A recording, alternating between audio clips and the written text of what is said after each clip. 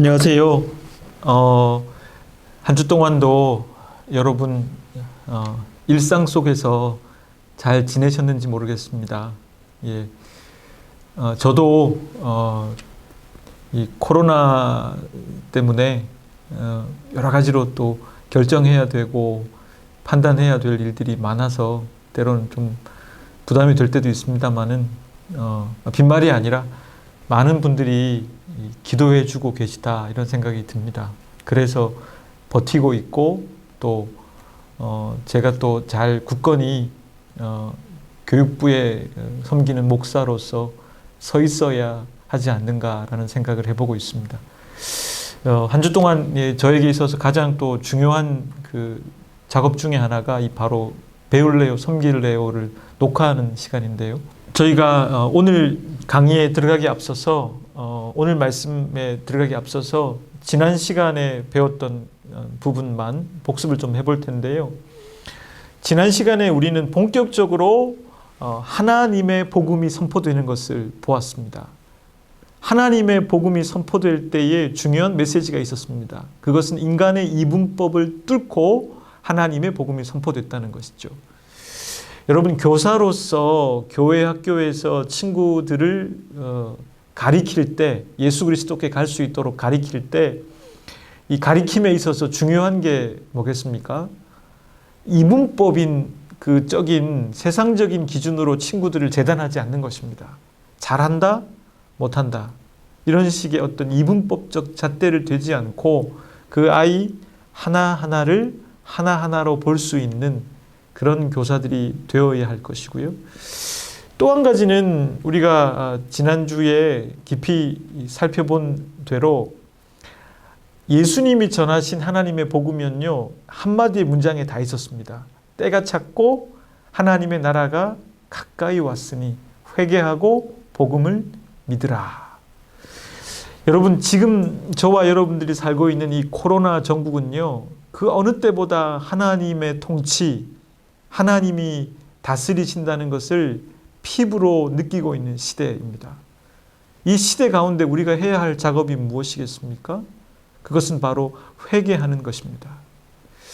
모쪼록 저는 여러분들이 이 시간들을 보내면서 우리가 얼마나 인위적으로 살았는가, 또 얼마나 인본주의로 살았는가, 얼마나 하나님의 창조 세계를, 다른 피조물들을 내 이기심으로 대했는가, 그리고 얼마나 우리가 연결되어 있음을 상실하고 나만 잘 살면 된다, 내 교회만 잘 되면 된다라는 이기심을 품었는가, 그리고 한국교회가 얼마나 공공성이 약했는가, 이런 부분들에 대해서 깊이 회개하고, 그리고 그런 가운데 복음이신 하나님의 아들이신 예수 그리스도께 우리의 삶을 맡기는, 의탁하는 그 믿음이 필요한 시국이라고 말씀드렸습니다.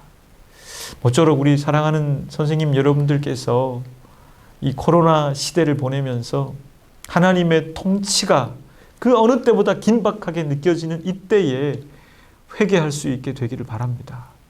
그리고 주님의 복음에 우리의 인생을 맡기고 의탁하는 시간들이 되어져서 우리가 다시 현장에서 모여 예배할 때 우리가 좀 더 복음에 가까이 간 모습으로 자녀들을 만날 수 있게 되기를 모쪼록 바랍니다. 다음 시간에 여러분들과 함께 나눌 말씀에 대해서 예고하겠습니다. 마가복음 1장 29절부터 31절까지의 말씀인데요. 석절의 말씀입니다. 1장 29절부터 31절까지의 말씀.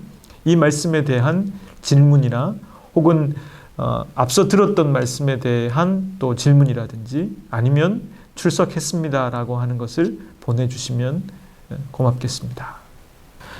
오늘 우리가 읽을 또 하나님의 말씀을 읽고 함께 이 말씀을 그 무슨 의미인가를 살펴볼 텐데요. 오늘 마가복음 1장 16절부터 20절까지의 말씀 제가 읽겠습니다. 갈릴리 해변으로 지나가시다가 시몬과 그 형제 안드레가 바다에 금을 던지는 것을 보시니 그들은 어부라. 예수께서 이르시되 나를 따라오라. 내가 너희로 사람을 낚는 어부가 되게 하리라 하시니 곧 그물을 버려두고 따르니라. 조금 더 가시다가 세베대의 아들 야고보와 그 형제 요한을 보시니 그들도 배에 있어 그물을 깁는데 곧 부르시니 그 아버지 세베대를 품꾼들과 함께 배에 버려두고 예수를 따라가니라. 아멘. 여러분, 오늘 이 말씀에서 여러분들이 보내주신 질문들이 참으로 감사하고 좋은 질문들이 많았습니다. 오늘은 여러분들이 보내주신 이 질문들에 대해서 대답하는 형식으로 이 말씀을 강해해 보고자 합니다. 첫 번째 많이 있었던 질문이요. 많은 분들이 해주신 진짜 질문인데요. 그 질문은 이렇습니다. 왜 어부를 부르셨나? 왜 어부만 네 사람을 부르셨나? 그것도 형제 네 사람을. 그리고 예수님 한 분으로 세상을 구원할진데 굳이 교만과 거짓되고 어리석은 사람들을 찾아 제자를 삼으려는 예수님의 의도는 무엇인지요? 참 좋은 질문인 것 같습니다.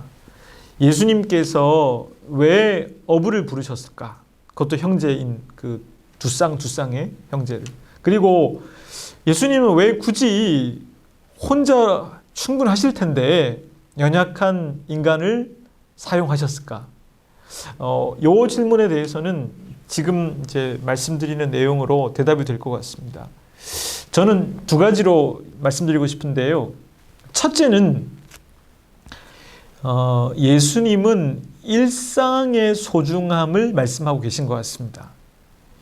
여러분, 예수님께서 베드로와 안드레, 야고보와 요한을 이때 처음 만난 게 아니었을 것입니다. 다른 복음서의 기록과 흔적으로 볼 때 예수님은 아마도 새벽에 그 해안가를 갈릴리 바다 사실 호수이지만 갈릴리 호숫가를 산책하셨던 것 같습니다. 그리고 여러 번 그 형제들을 보셨을 터이고 또 그들이 그물을 던지는 모습 또 때로는 그 어구를 정리하는 모습을 보셨던 것 같습니다.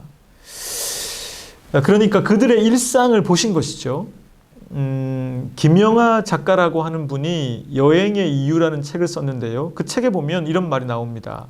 여행은 일상의 부재다. 참 멋있는 표현인 것 같아요.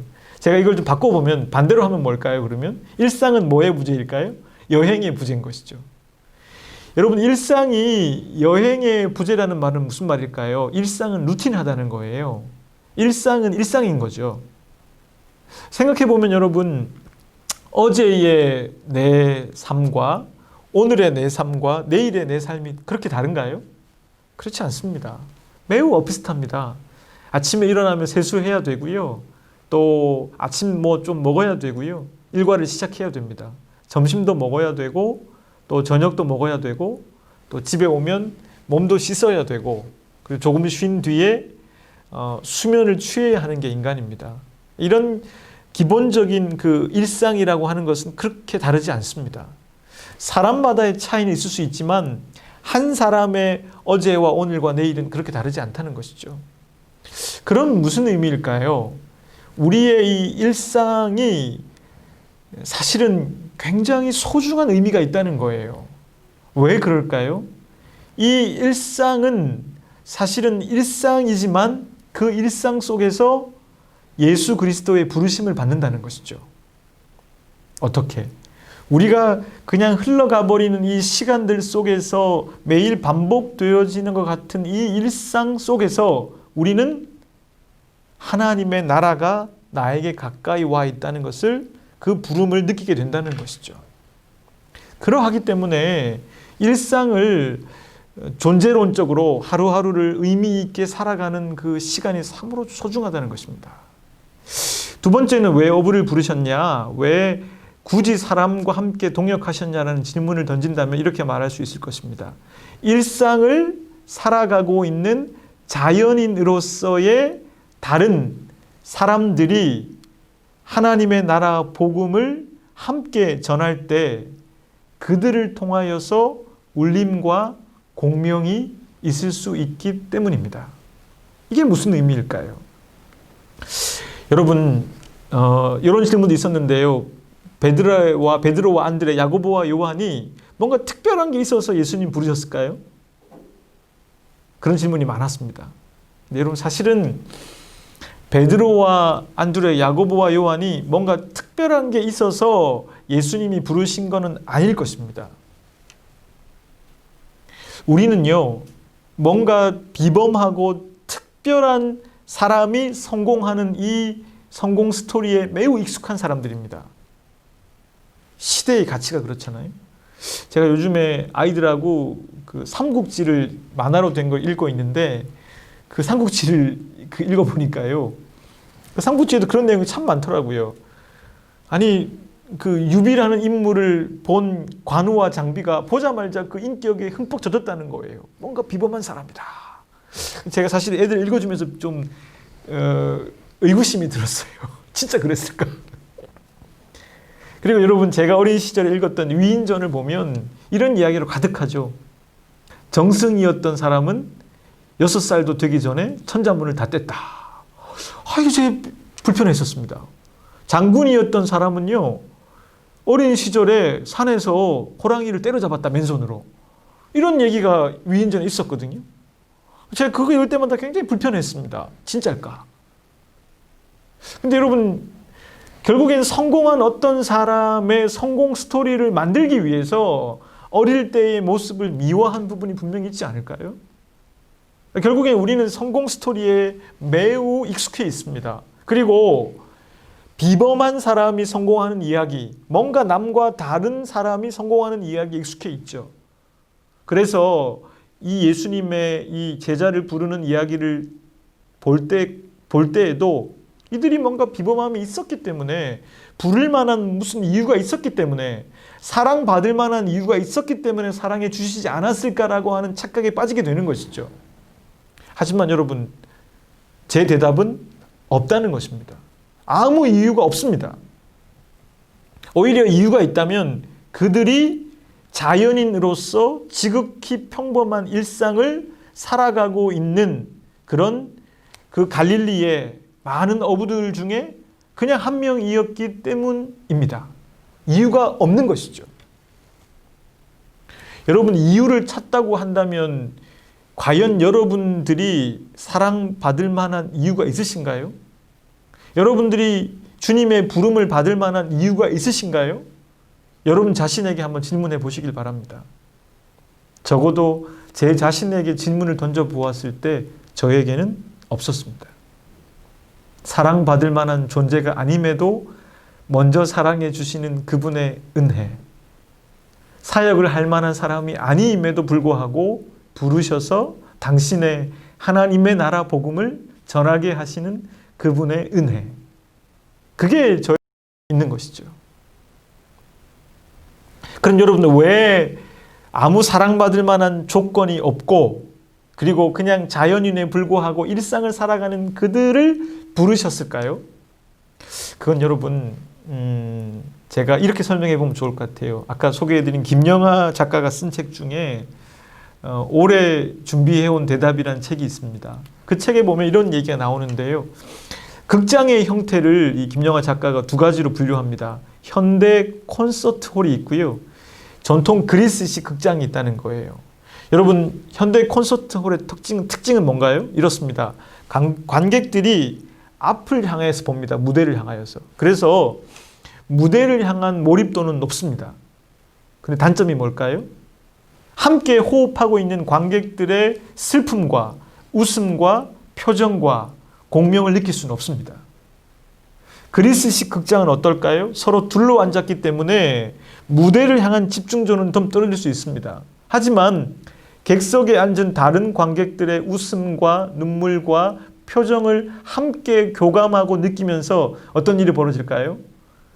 공명이 일어나는 것이죠. 그들을 통하여서 내가 미처 캐치하지 못한 것들을 보게 되는 것이죠. 예수님께서 지극히 자연인으로 평범한 일상을 살아가는 비범하지 않은 그들을 제자로 부르신 이유가 무엇이겠습니까? 갈릴리의 어부들을. 그것은 그들이 변화함을 통하여서 그들이 예수 그리스도의 복음을 만남을 통하여서 그들이 변화되는 모습을 통하여서 다른 사람들이 공명을 느끼고 울림을 느끼고 그것을 볼 수 있도록 하기 위함 아니겠습니까? 제가 이런 생각을 해봤습니다. 절에 계신 스님과 저기 성당에 계신 신부님과 교회에 있는 목사님 중에 누가 제일 어려울까요? 이런 질문을 한번 해봤습니다. 그런 질문을 던질 때쯤에 저는 그 명동 성당 맞은편에 길 하나 건너면 있는 교회에 시무하고 있었습니다. 제 아이가 태어나서 어릴 때이기 때문에 제가 첫째 딸을 유모차에 태워가지고 길을 건너서 명동 성당에 자주 놀러 가곤 했습니다. 아내는 늦을 때가 있으면 제가 애 데리고 거기 갔는데요. 제가 이제 그 딸아이 육아가 참 힘들었거든요. 아이가 어리다 보니까 참 어려운 시기였던 것 같습니다. 지금 생각해 보면. 근데 제가 아이 보는 게 너무 힘들어서 그러고 있는데 명동 성당에서 신부님이 보이는 거예요. 근데 이 신부님은 제 나이쯤 보이는데 혈혈단신이더라고. 제가 또 마음이 실리죠. 혈혈단신으로 고고하게 성경책 끼고 묵상하고 기도하고 이런 모습이 보이더라고요. 제가 속으로 무슨 생각했을까요, 여러분? 누가 더 어렵다고 생각했을까요? 누가 더 어려운지 모르겠어요. 왜 종교개혁 이후에 개신교의 목회자들이 가정을 갖고 결혼하게 만들었을까? 깊이 생각해 보게 됐습니다. 그것은 아마도 일상을 누리는 가운데 일상과 배제되어 있는 복음 전파가 아니라 일상을 충실히 살아가는 사람들과 함께 일상을 살아가는 목회자의 그 외침이 공명을 더 주기 때문이 아니겠습니까?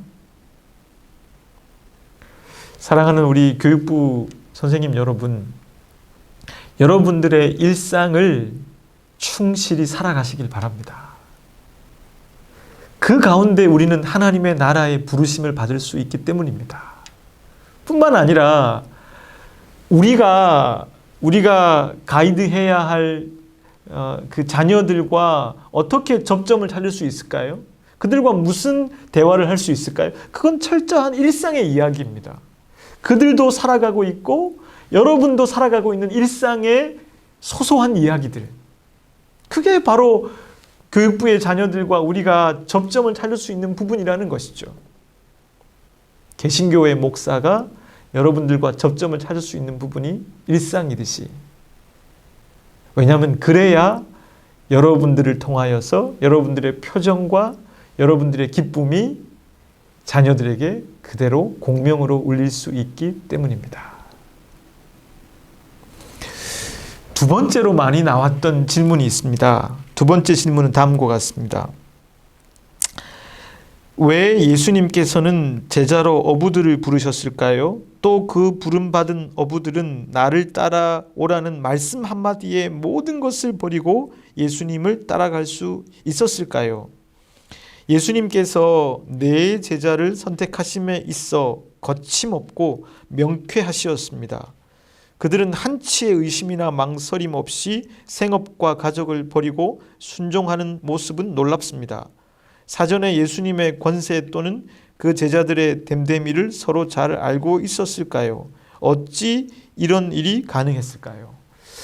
참 좋은 질문인 것 같습니다. 여러분, 우선 이걸 이해하기 위해서는요, 이 갈릴리 호수에 대해서 좀 이해할 필요가 있는데요. 갈릴리 호수는요, 이 폭이 10km에 달해요. 그 다음에 길이가 20km에 달합니다. 그 다음에 이 수심이 50m에 달해요. 그러니까 이렇게 넓기 때문에 이것을 호수라고 하지 않고 갈릴리 바다라고 표현할 정도가 되는 것이죠. 여기는요, 이런 넓은 바다와 수심 때문에 200여 종이나 달하는 많은 물고기들이 잡혔다고 그래요. 그럼 여러분, 여기서 당연히 가장 흥왕했을 생업은 무엇이겠습니까? 어부인 것이죠. 아마 이들은 대대로 가업으로 어업을 몸담았던 것 같아요. 3대 4대에 걸쳐서 어업을 했을 것이고 베드로와 안드레, 야고보와 요한의 자녀들까지도 어업을 물려주었을 가능성이 매우 높습니다. 그러니까 이렇게 말한다면 여러분 본문을 잘 보면 예수님의 부름을 받고 베드로와 안드레는 그물을 버렸고요. 야고보와 요한은 배와 아버지와 품꾼들을 버려뒀다 그랬잖아요. 그러니까 이게 빈부차가 좀 느껴지는 것이죠. 결국에는 야고보와 요한은 훨씬 더 이 어업으로 풍족했던 사람들이라는 것입니다. 한마디로 말하면 이들에게 있어서 이 갈릴리 바다는요, 생의 기반으로 보자면 정말 괜찮은 곳입니다. 여러분, 인간에게 있어서 중요한 세 가지 질문이 있잖아요. 이건 아마 우리 그 모든 사람들이 이거를 결정해야 될 것. 첫 번째는 나는 누구인가 하는 질문이에요. 나는 누구인가? 나는 무엇을 위해 살고 있는가? 나는 왜 사는가? 이거죠, 그렇죠? 철학적인 질문이고 본질적인 질문이에요. 두 번째는 나는 무슨 일을 하며 살 것인가? 이거는 업의 얘기죠. 생의 수단이 필요해요, 누구나 인간은. 이거는 대단히 좀 그 직업에 대한 질문이죠. 세 번째는 나는 누구와 함께 살 것인가? 이거는 배우자에 대한 질문으로서 관계적인 질문이에요. 저는 인생에서 이 세 가지 질문이 제일 중요하다고 생각해요. 자, 그러면 여러분 생각해 보면 이 네 명의 제자들은요, 베드로 같은 경우에는 결혼도 해서 장모가 있었잖아요. 그러니까 결국에는 이들은 나이로 볼 때 중년의 나이에 가까웠을 거예요. 그러면 그 당시에 수명으로 볼 때 중년이었다고 하면 이 사람들은 두 번째 질문, 나는 무엇을 하며 살 것인가는 답이 있는 사람들이잖아요. 업이 있으니까. 그리고 누구와 함께 살 것인가? 다른 제자들의 기록은 없지만 베드로를 볼 때 이미 결정되어 있고, 그러면 이 네 명의 제자들에게는 두 가지 질문 해결됐어요.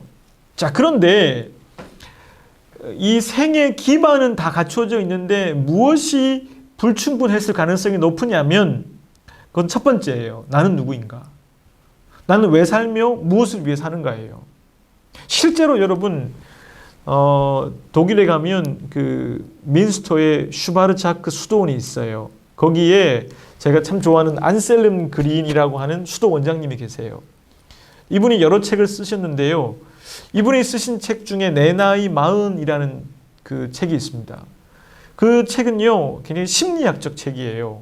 이 안셀름 그린과 타울러라는 심리학자 연구해 보니까 40이 된 사제들과 평신도들이 다 우울해하고 다 힘들어 하더라는 거예요.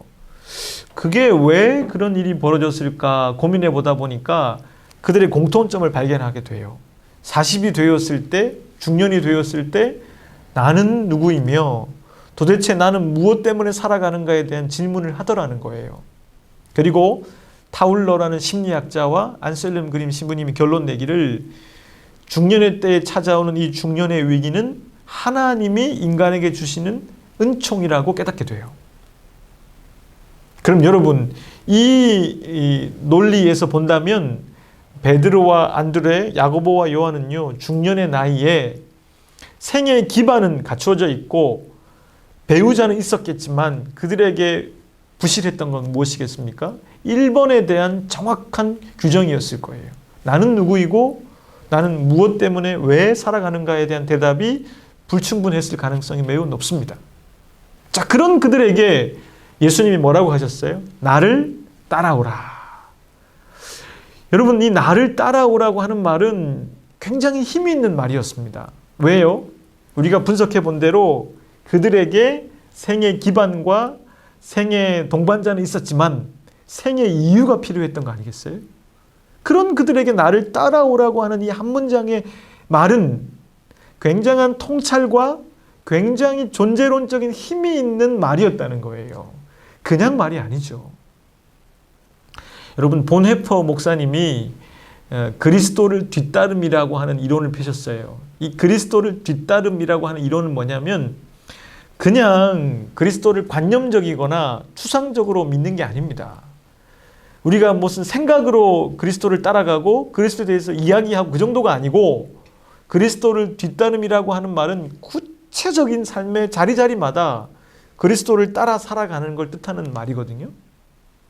지금 예수님께서 나를 따라오라 말씀하시는 건 그런 의미인 것이죠.